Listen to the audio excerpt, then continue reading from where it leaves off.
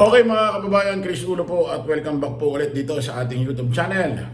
Medyo ako napapansin nyo, medyo yung ating background medyo naiiba ho, medyo tiles ba? Medyo hindi ko gusto nito, medyo tiles ho yung natin medyo tiles. Medyo taliso yung likuran natin. Marmol pala, marmol. Anyway. Okay mga kababayan, pag-usapan ho natin itong si Bayot. Si Bayot. Itong si Mr. Roque, sorry. Alam niyo mga kababayan, napapansin ko rito kay Mr. Harry Roque. Dito kay attorney. Parang yung mukha habang tumatagal ho siya dahil habang nagtatago ho siya ron at habang ando doon siya, iniintindi niya ho yung mga nangyayari rito sa Pilipinas. At alam naman ho natin, kinasuhan na ho ito ng patong-patong ng National Bureau of Investigation. Yung mukha ho ni Harry Roque parang iba na. Parang stress na ho. Parang pinaghalo-halo na stress, depressed, parang may problema na ho sa kanyang mental health, mga kung ano-ano pa. Nagre-reflect na ho sa mukha niya ho yung nangyayari ho sa kanya. Ito ho, may bago na naman hong video na kung saan parang asong nauulol na.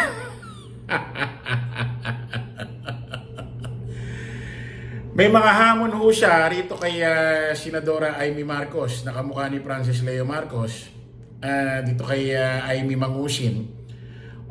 Tingnan nyo nangyayari ngayon mga kababayan. Ang nangyayari ngayon, ginagamit tuloy ito ni Harry Roque or ng mga DD shit, itong si Amy Marcos para pabaksakin or lalong ito si Pangulong Bongbong mag-isip ho yung ibang Pilipino na ganito, ganyan siya. Mas lalo hong ginagamit ngayon si Amy Marcos kasi ito nga si Amy Marcos nagpa-endorso kay BP Inday Sara Duterte. Ngayon iisipin nila, nagpa-endorso ka kay BP Inday Sara Duterte namin. May kapalit yan. Sige, aminin mo na ang kapatid mo bangag.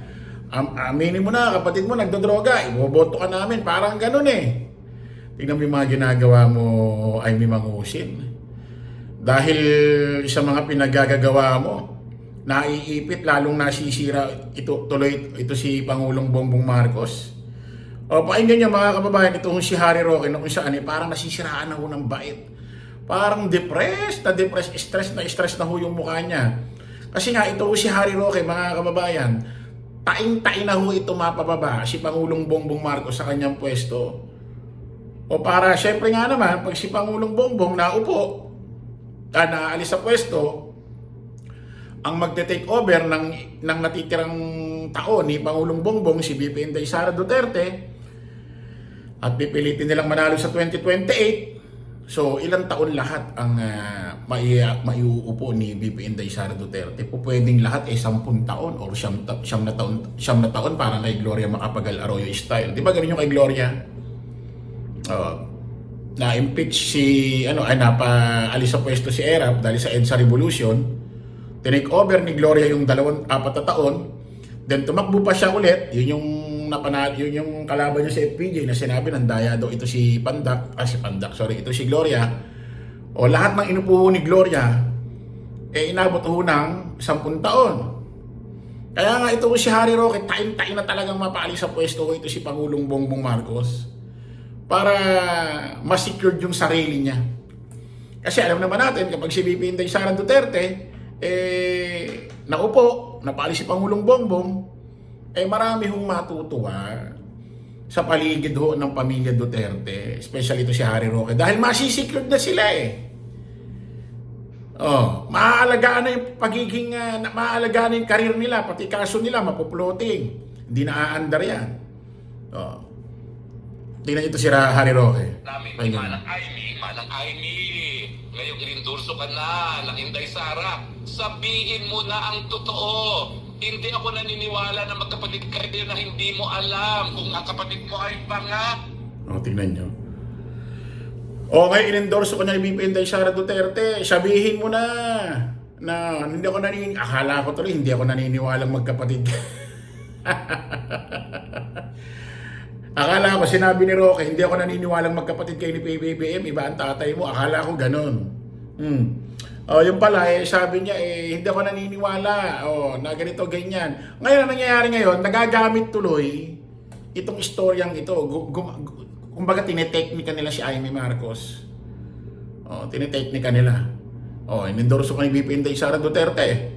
O, sabihin mo na ang kapatid mo, bangag, ipagkalat mo na. O. Pati nga dun sa isang artikulo sa Rolling Stone magazine, sinasabi nila na yung nag-aaral daw si Marcos Jr. sa Oxford, siya tagabili ng kilo-kilo ng cocaine para sa mga kasama niya. Nasa Rolling Stone magazine po yan. Hindi po ako nag-invento niyan. Hindi naman porkit nasa Rolling Stone magazine, ibig sabihin, totoo, tanga. Diba? Kung lahat ng istorya ng tao ang basihan sa magazine, aba, ang dami nang nakulong. Tanga-tanga mo. Play natin. Hindi sa akin ang galing yan. Rolling Stone magazine yan. Ang tanong, mula nung kabataan niya hanggang ngayon, gumagamit pa ba siya? Ako talaga, nung sumabi ako sa UNP, may binigyan ko siya ng... Tignan mo yung mindset niya. Masasabi ba natin na mula bata siya, gumagamit siya, hanggang ngayon gumagamit pa rin siya? Tingnan mo yung kung paano niya i-condition yung mga follower niya, i-condition yung kanilang mga manonood. Hindi pa nga napapatunayan na gumagamit si Pangulong Bongbong Marcos mula bata siya, ganito na explanation. Sa akin man lang, mapatunayan na kung gumagamit siya dati, gumagamit pa ba siya ngayon? Tignan mo, no? Ganyan ho sila gumawa ng istorya. Ganyan ho nila sinisiraan si Pangulong Bongbong Marcos. Benefit of the doubt na baka hindi na naman kasi marami naman talaga tayong ginagawang kapalpakan ng kabataan, pero habang tumatanda ay natututo na. Pero alam niyo, sa tingin ko talaga itong mga alta sa Pilipinas, ang tingin kasi nila sa okay, natural. Kaya sa kanila, okay lang. Hindi po okay yan. Dahil talagang napaka-addicting nitong okay na ito, at saka napakatindi nung high di umano, na nakukuha nila, na talagang hindi sila mabubuhay ng wala yan. Tingnan niyo yung mukha ni ano-ano. Tingnan niyo yung nakita niyo yung mukha ni Harry Roque, no?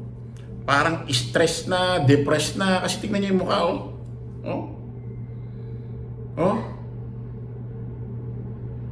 Parang na yung stress na, depressed na.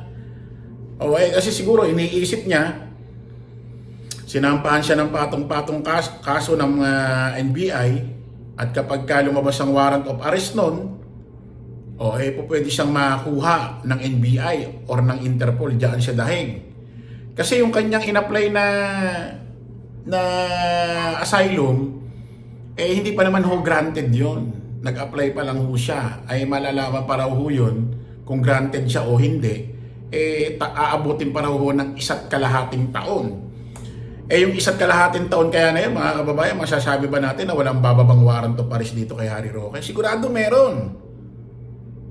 Meron bababa dyan. Siyempre, pag kami bumaba ng warrant of arrest dyan, na sinampahan ng NBI about dito sa mga pulburon video issue, maikipagtulungan na yung NBI sa Interpol. Uhulihin na ngayon niya. Pupuntahan na nila ngayon ng dahig yan. Ano pa sabi niya? Addictus, Benedictus. Ito natin.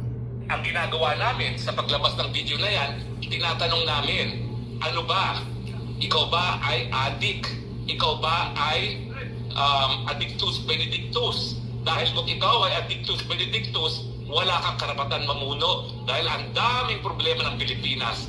Kalahati na ngayon ng ating populasyon nagugutom. Paano naman mabibigyan ng lunas sa pagkagutom na 1 out of 2 Pilipino ay gutom ngayon kung ikaw ay babangag-bangag? Ang ginagawa namin sa paglabas ng video na yan, tinatanong namin, ano ba? Parang tanga, no? Alam niyo mga kababayan, yung ganitong klaseng pahayag, pagpapakita ng pananalita ni Harry Roque, yung ganitong klaseng paliwanag, papakita ko ng ganitong paliwanag, ano na ho ito? Halatang desperado na talaga si Roque, talagang, alam mo yun, kung kinakailangan siguro na babayaran yung pag-alis sa pwesto ni PBBM, baka gawin ito talagang desperado na yung ganitong klaseng paliwanag, oh. Wala na ito. Halatang nasasalamin ako sa talunan ho ito. Wala na eh. Kumbaga parang ano na eh. Kinukuha na sa santong paspasan talaga eh. Kumbaga sa ano eh. Desperado na ho talaga si Roque. Parang hindi na ako magtataka mga kababayan itong si Harry Roque. Sa sobrang depressed, sa sobrang tingin ko baka magpakamatay ito. Ako nakikita ko ha. Baka ito magpakamatay ito eh. Wag naman sana ha. Pero putik yung ganitong itsura, parang punong-puno na ng problema. Nakita niyo yung mukha ni Roque? Ibang-iba na. Parang punong-puno na ng problema. Okay mga kababayan, kita ulit tayo sa panibagong live, panibagong vlog. Alam mo ba samantalangin yung lingkod ng Chris Ulo, lagi natin tatandaan doon, follow the majority, follow the right. Maraming salamat, kita-kits po tayo ulit. Bye-bye po.